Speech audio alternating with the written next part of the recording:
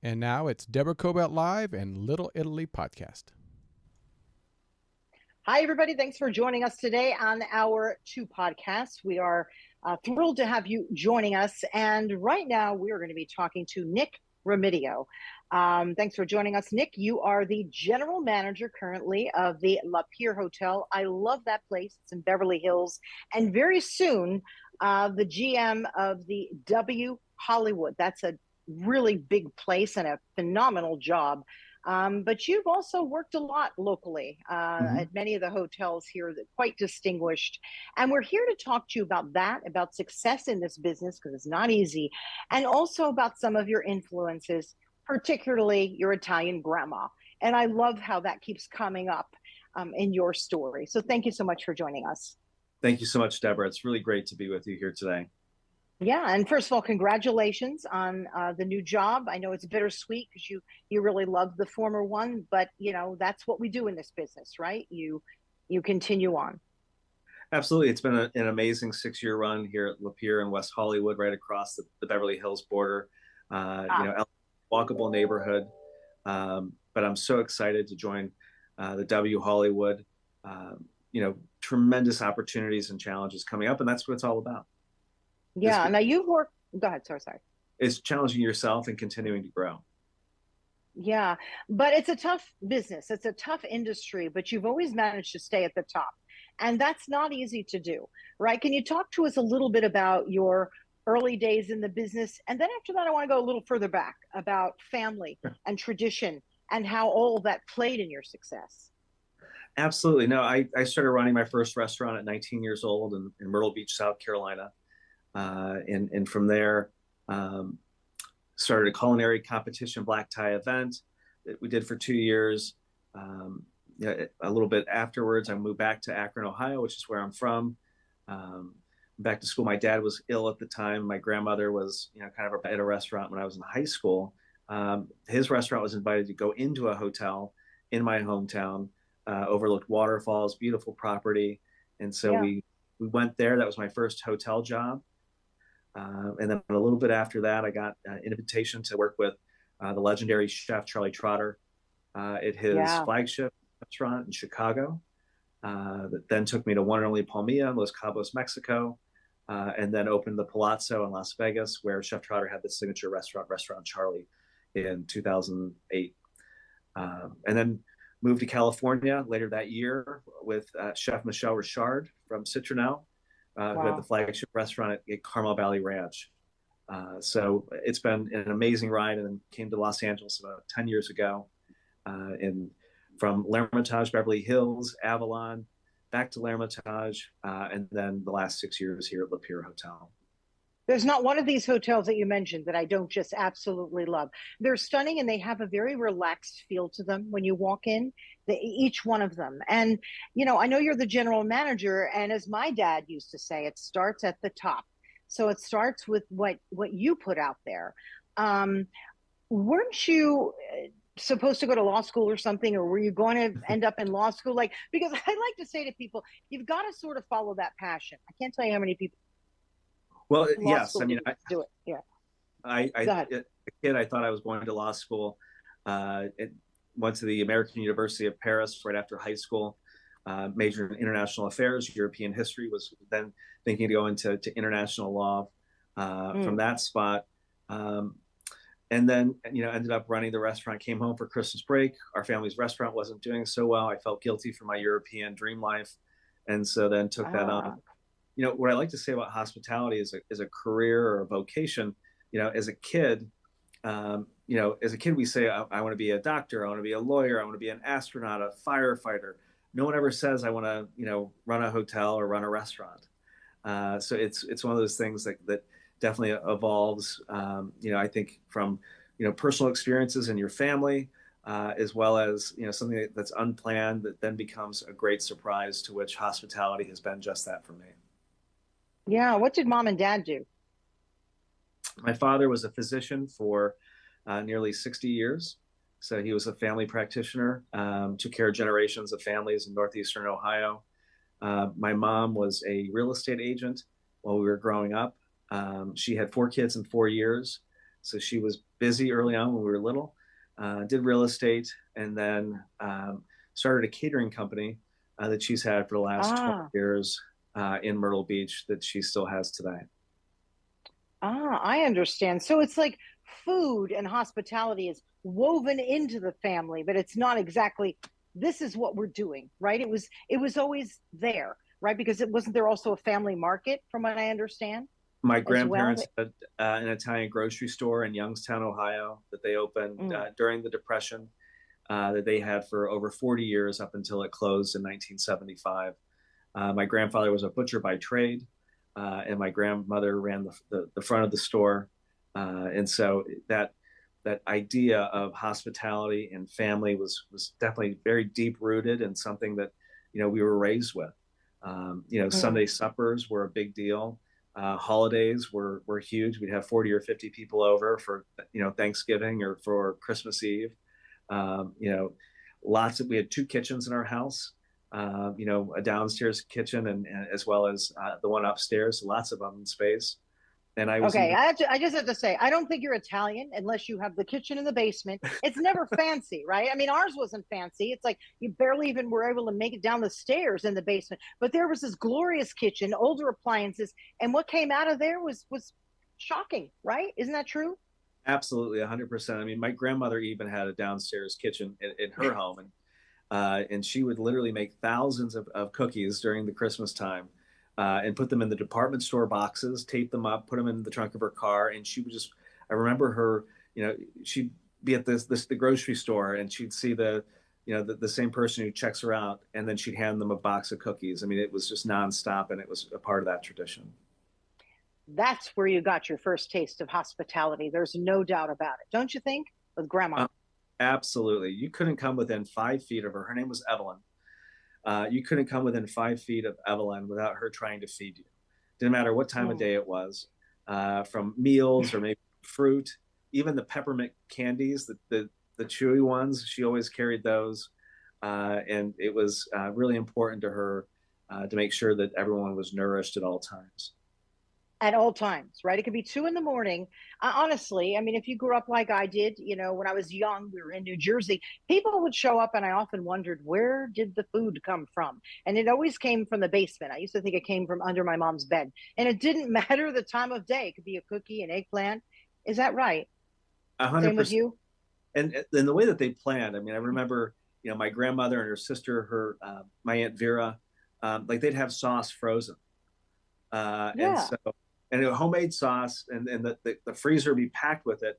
So if, by chance 20 people showed up, without any notice, they could throw on a pot of boiling water for the pasta, get the sauce going. And then, it's in an hour, you've got a feast. So they definitely knew what they were doing.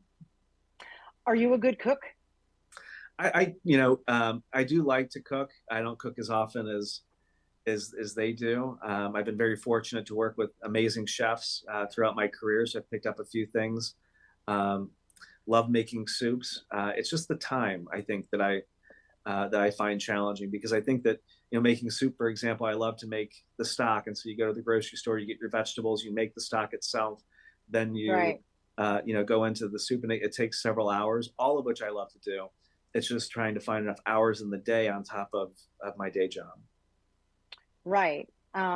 So when you were working in Chicago in particular, right, with such a well-known chef, what did you do? I mean, did you sort of manage what he was doing? You managed the hospitality end? Like, how did that work? Certainly. I was the assistant general manager in Chicago.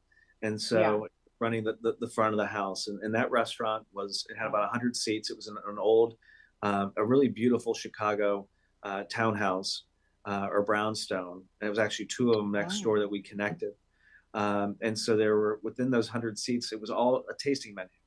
So we would serve guests anywhere from 9 to 12 courses, wine pairings, and we would seat the entire restaurant basically all at once, take them through 9 to 12 courses, get them up, out, and do it all over again. It was really the most intense but magical place that I've ever seen from a restaurant. And the culinary team was incredible. You'd have anywhere from 15 to 20 chefs working at once. We would create literally 2,000 plates of magic for that experience, and had really wonderful memories. And some of my best friends today I met at that restaurant, all those years ago. Yeah. So the work you did there, the work you currently are doing at Le Pier, and so many of the other distinguished restaurants and hotels you've worked at, I mean, I guess you picked a lot of that up from home, right? You learned on the job at home.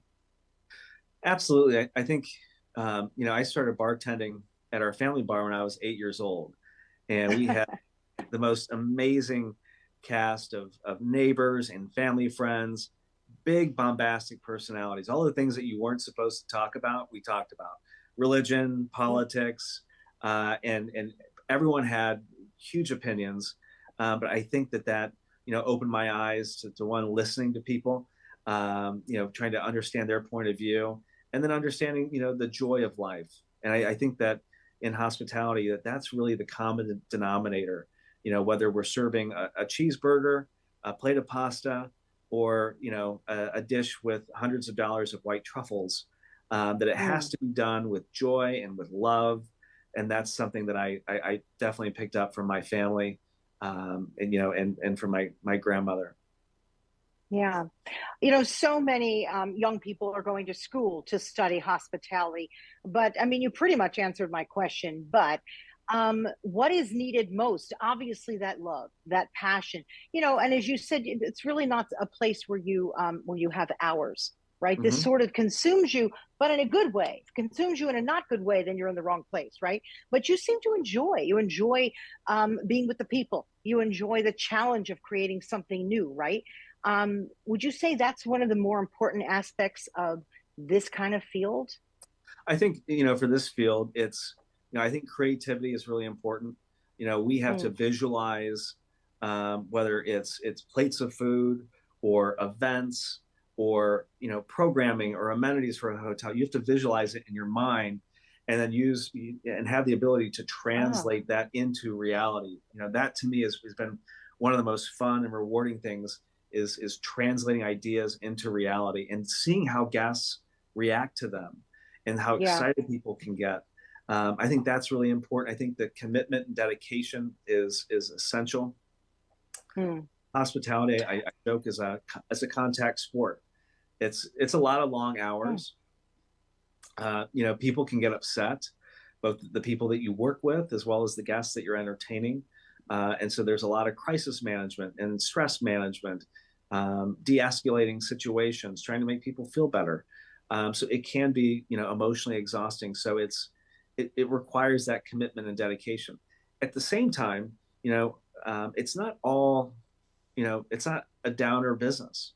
No. Hospitality affords you, not only the ability to create and to translate things into reality, you can be paid to be in beautiful places. I have Yeah. been so fortunate in my career, to go on task force assignments to places like Anguilla in the British West Indies, and spend months working down there during the peak season, and have Wow. an afternoon to yourself, on sugar white sand with clear blue water, and you're being paid to be there. You get to meet amazing people that you would never have the opportunity to meet otherwise. And those are the things that make it worthwhile, in addition to, mentoring and being able to share what you've learned, whether it's through the business or through your family, and being able to share that with others is the most rewarding thing that we can do. Yeah, your attitude is beautiful. I also love what you did during the pandemic, right? That was a tough time. And you created different pop-ups, right, at the La Pier, I imagine. Could you tell us briefly about that? What you did just to keep momentum going? Absolutely. No, it was, March of 2020 was, the worst 3 days of my career. I Yeah. managed during 9/11. I managed during the Great Wow. Recession. And those were really dark and difficult days. But those 3 days in March, when we had to lay off, 98% of our staff, Mm. with no answer of when they were going to come back, was just devastating. And as a general manager or the leader, when you're responsible for people's jobs and their employment, you take that seriously.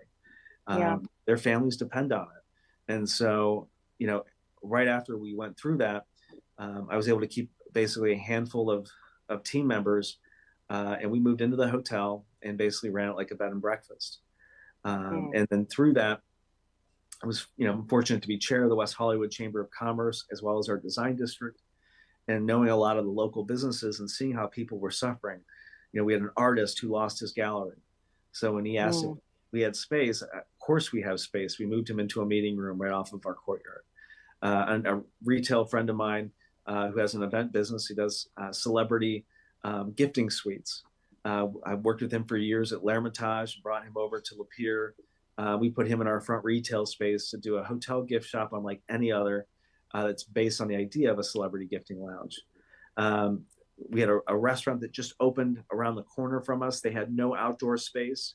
We had a ton of outdoor space around our pool as well as our rooftop. We moved them in. It became the hottest pop-up restaurant in LA in 2020. We had over a dozen businesses at once, a gym. We even had a barber shop. And what that did was it activated the hotel. We were the most activated hotel in 2020. But it drew people to us. So we had higher occupancies. More people wanted to stay here than other hotels. They didn't have as much happening or nothing happening. So with our business levels, we were able to bring back our employees faster than anyone else. And to me, that was the best part of going through that experience, was being able to rebuild our team and to bring people back to work. Very, very clever thinking, I have to say, where a lot of people were just scratching their heads saying, now what? You kept moving in a safe and very, very clever way. That's pretty terrific. Any parting words you'd like to say before we let you go? I mean, I want people to realize that this business, it requires a lot, but it requires, loving it, loving what you do. And you just sort of exude that. And I feel Grandma Evelyn coming through you. I really do. And all those Italian dinners, I feel it. And all the compilation of all that and some struggles as well, put you where you are today, about to start at the W Hollywood. No, thank you so much, Deborah, for having me on. Parting words would just include, hug your loved ones. Don't take grandma for granted. Don't take mom and dad for granted. The little moments, whether they're baking cookies for you or you're sitting around the kitchen table having a cup of coffee, soak all of those in. And that's the fuel of our hospitality, is that heart. And it really can form you in a beautiful way. And that's paying it forward. All of those meals that they shared with us, we have an opportunity to share in a different way with strangers and friends alike. And that creates the love of and the passion that I think makes, not just in hospitality, but in any career, that's what makes the top performers perform. Not because they're told what to do, but because they love doing it. Because they love doing it. That's everything. Last question for you. Do you ever want to go and do this in Italy, anywhere in Italy, particularly where your family's from? I'd love to do a hotel in Italy, and Florence is I explore. Maybe something a little smaller, just to create those magical experiences for people when they're staying in a setting unlike anywhere else. Well, thank you so much for joining us. Thank you for talking to our audience about your career, about your Italian upbringing that so many of us can relate to, and having people comfortable like what you do.